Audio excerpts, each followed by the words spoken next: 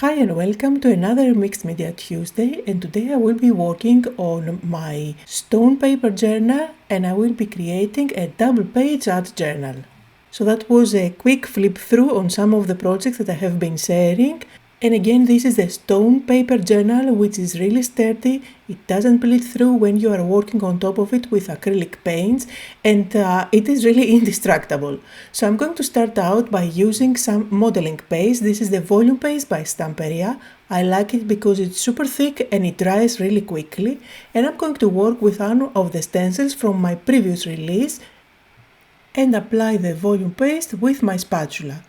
At this stage, I don't know exactly where the composition is going to be placed later on my project, so I'm just working layer by layer, having fun with the products. I usually get a question like, why did you do this layer since at the end it was completely covered up? And to tell you the truth, I don't mind. I'm just having fun layer after layer and see where that takes me. Now I'm going to bring in another one of my previous released stencils because I want to use those compasses. My page is going to be about traveling and vacation. That's why I want to introduce this design as well on the background. And I'm going to add those compasses in a couple of places.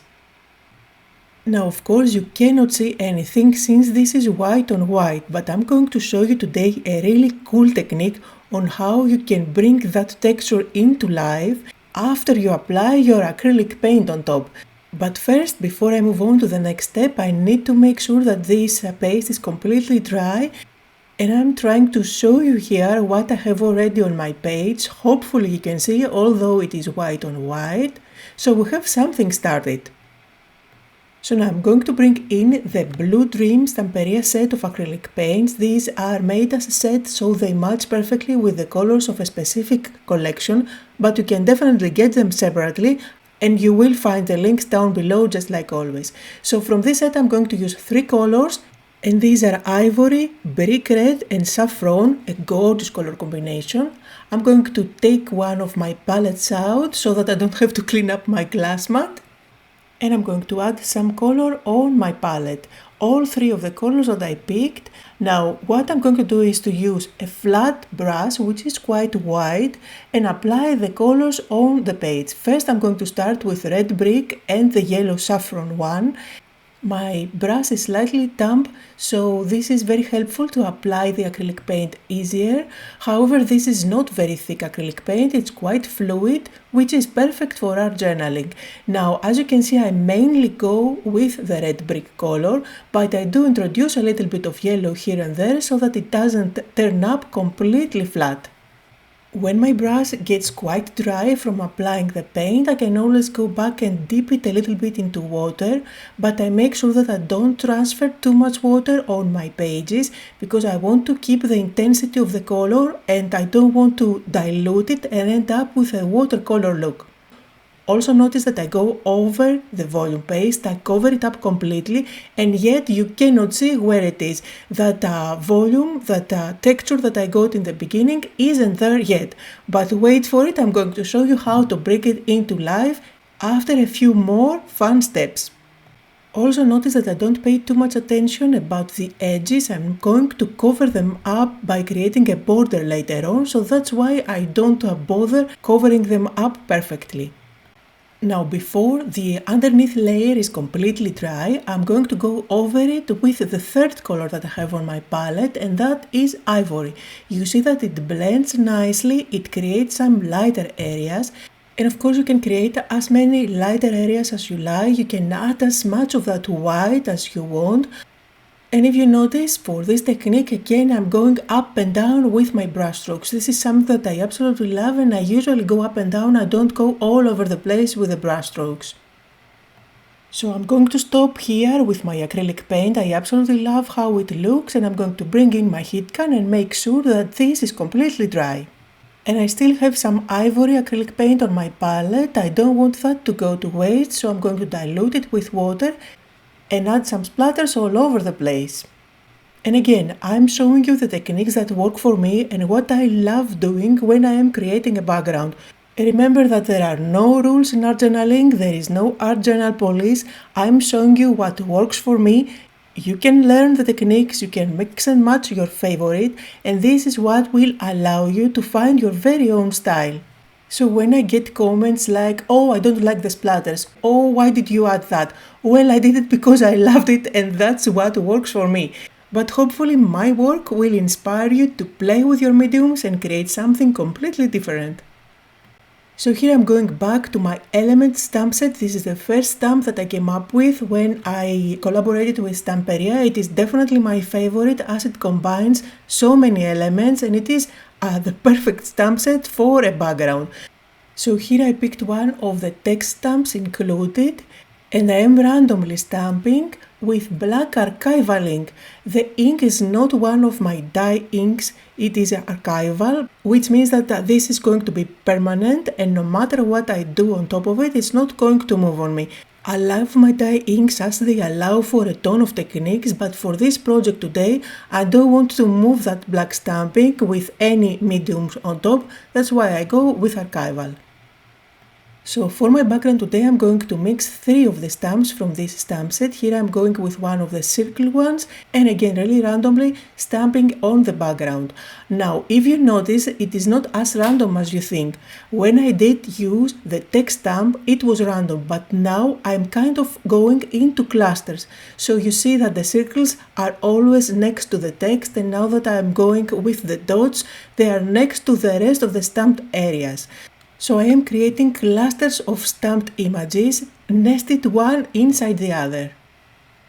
And now it's time to bring all that texture that we have at the background into life, and for that I'm using a sanding block. You can use a nail buffer, anything works. Now depending on how rough your sanding block is, it is going to bring that texture quickly or less quickly into life. You don't have to press too hard, just press lightly and see how it works. You will get the hang of it and take it from there. Now the fun part is that just because all that volume paste is raised, when you go with a sanding block over it, you do not sand any of the page at all. It just stays only on the mountains, which is amazing. Plus you end up bringing out all that beautiful texture in live, but at the same time it is kind of blended nicely with the colors of the background. It isn't bright white, which would be the case if I used volume paste on top of what I have. At this stage it would stay super bright white. I absolutely love the look that you get with the standing block. Here is a close-up and you will see it better in the close-up photos at the end of this video. So now I'm happy with the background and let's work with the focal points. For my composition and focal points today I'm going to play with the Stamperia Blue Dream collection. This is a gorgeous collection, really vibrant colors, Mediterranean vibe, and I'm going to combine images from the pattern paper as well as the ephemera to create my composition.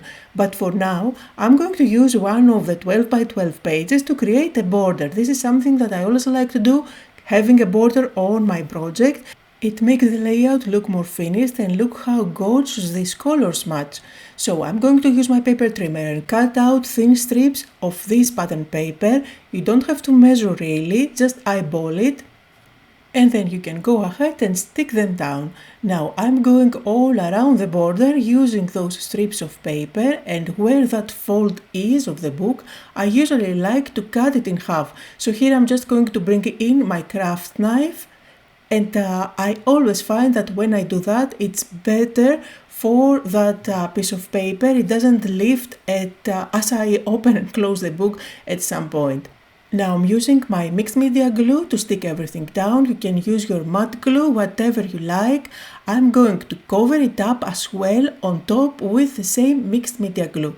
This is going to allow for using my big brush markers later on. And yes, I'm bringing my big brush markers today into play. This is one of my favorite techniques that I used to do a lot back in the day.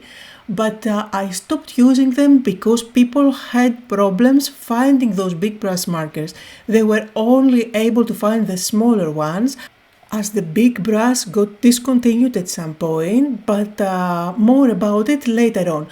So here you can see after sticking everything down, I'm going over the whole page and covering it up with mixed media glue. This is going to make sure that I have the same texture and I don't have other areas which are matte finished and other areas that are slightly satin finished. I like to have consistency all over the place.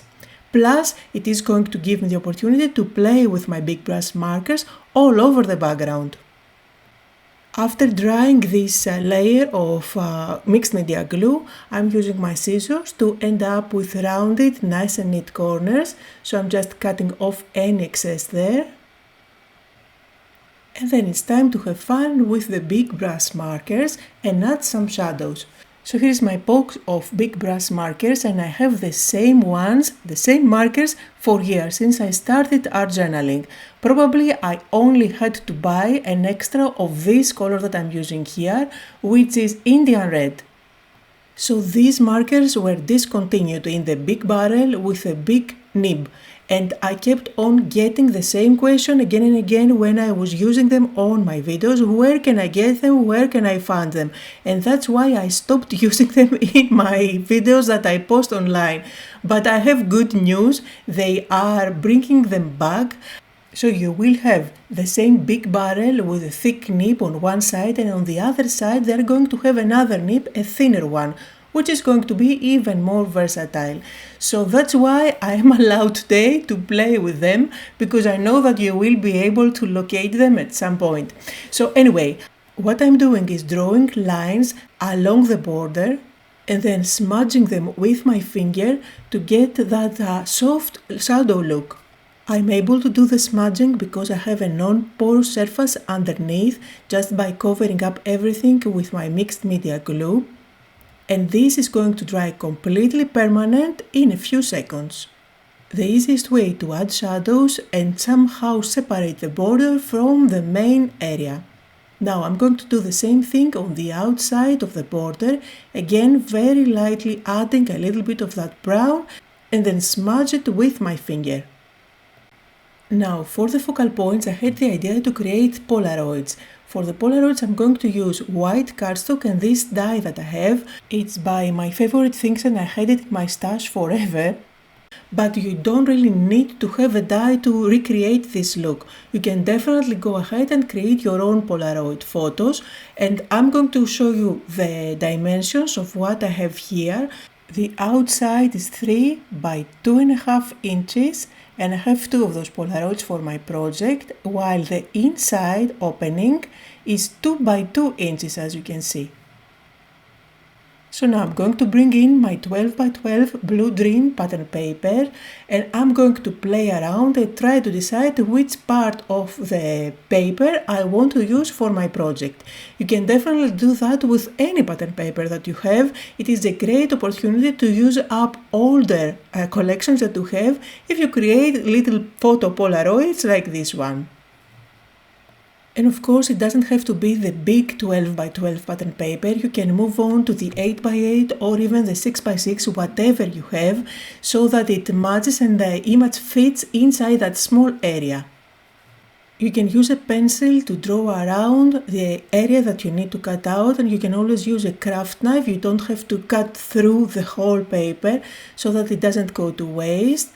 And then I'm just going to stick those images behind my Polaroid photos. Now, of course, I'm going to use my mixed media glue since I used it for the whole project and I want to have the same look and feel on all the elements. So this mixed media glue isn't glossy, but it adds a satin finish on any element, which is what I already have on my background, and that's what I will have on the elements that I stick on top too.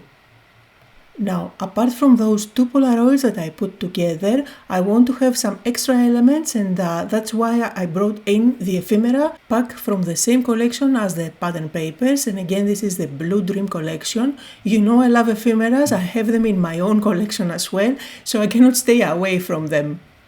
Now at this stage I don't know how this is going to look, so I play with the background, then audition all the elements that I have in hand and then decide how it's going to look, which is a question that I get all the time. I'm just playing around, I don't have a plan all the way from the beginning.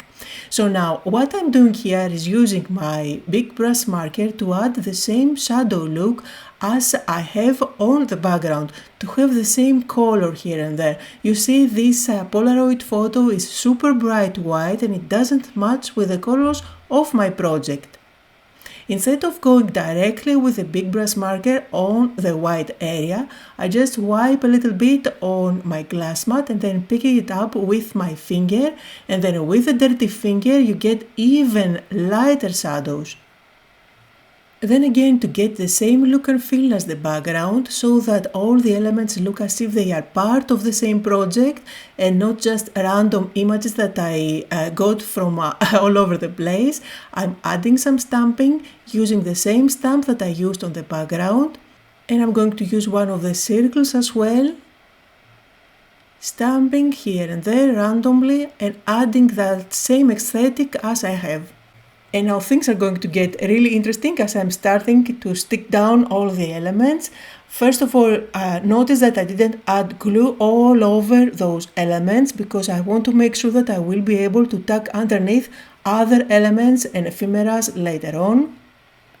I'm also going to peel off the backing of this tree and stick it down. I'm not going to press too hard.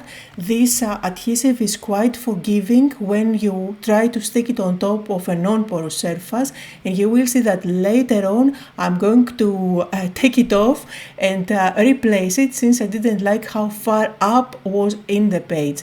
But in the meantime, let's add some extra ephemeras. So I have a little ticket there and a little shell on top of it. I have an extra ticket here which I'm going to cut in half and use it in two different places. And I'm quite frugal with my ephemeras and don't throw anything away. Even if I don't use the other half in this project, I could definitely use it and tack it underneath another project. And now this is where I don't like how further up the tree is, so I was able to peel it off, and I'm going to place it further down so that some of the leaves go over both of the Polaroids. And of course, if you feel like the stickers don't stick very well, you can always add a dot of glue at the back to hold it in place. Now I'm bringing in my big brush marker again, and I'm going to add some shadows on the background, which is going to help those elements lift from the page. Add some shadows here and there. I'm going to even touch up the tree. Now the ephemeras have a little bit of coating, which allows for that blending technique to work.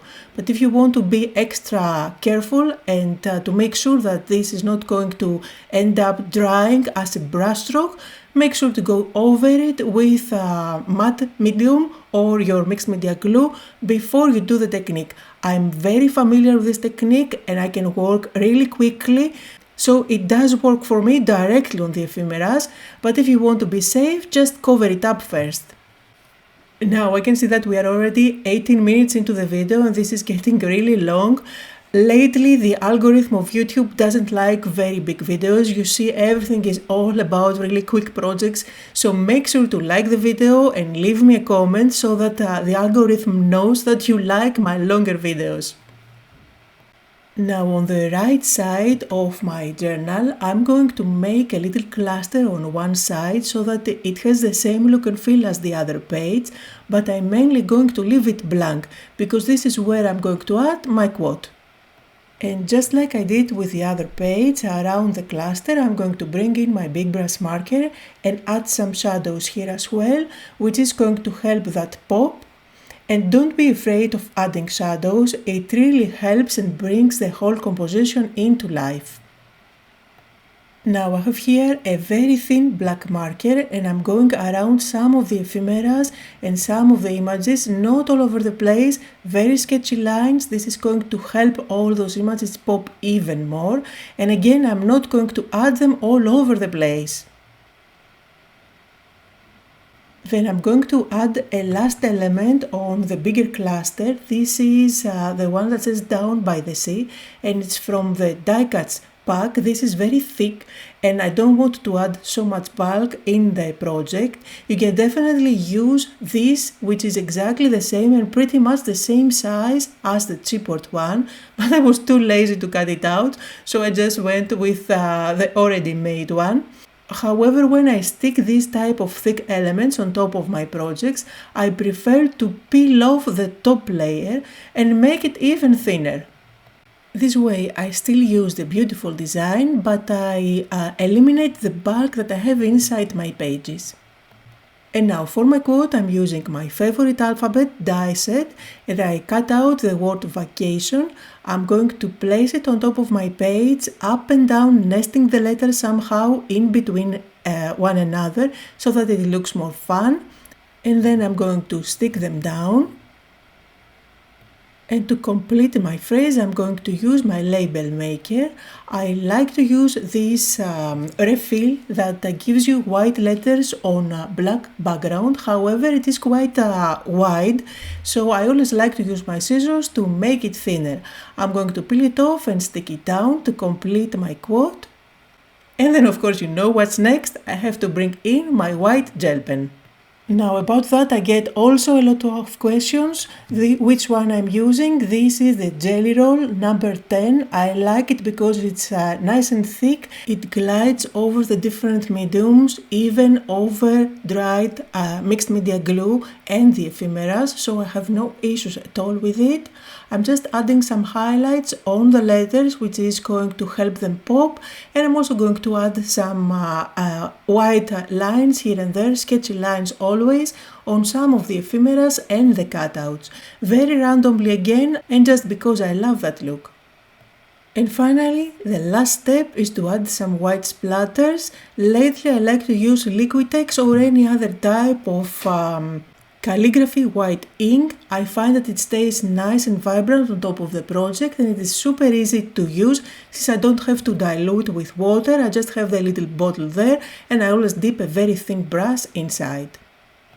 I make sure that those white splatters fall on top of the letters and the ephemera, adding an extra detail which is the same all over the place that brings all the elements together.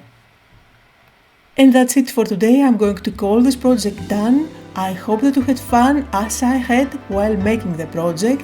You will find the links to everything I used down below in the description. Thank you all so much for joining me today, and I'll see you all next time.